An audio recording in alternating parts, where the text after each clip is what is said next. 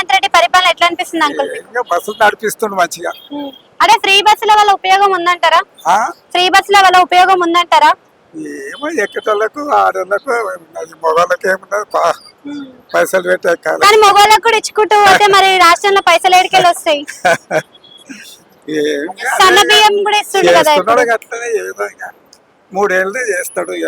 కేసీఆర్ కి రేవంత్ రెడ్డికి తేడా అంటే ఏం చెప్తారు మీరు? ఏం తేడా కనిపిస్తుంది కదా ఉమ్. ఇది అందరికి. అంటే కేసీఆర్ మొత్తం ఊడ్చుకోపోయిండు అని చెప్తుండు రేవంత్ రెడ్డి, మరి ఎట్లా చేస్తాడు అంటారు పథకాలన్నీ? ఆయనది వేరే ఉండే కదా అప్పుడు, ఆ. కొత్తగా వచ్చినప్పుడు 10 ఏళ్ళు నడిపించే అప్పుడు.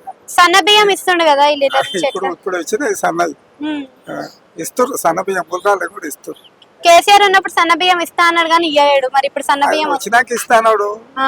రాలేదు. ఇప్పుడు ఈయన వచ్చిండు ఇప్పుడు ఇస్తున్నాడు కదా. ఆ.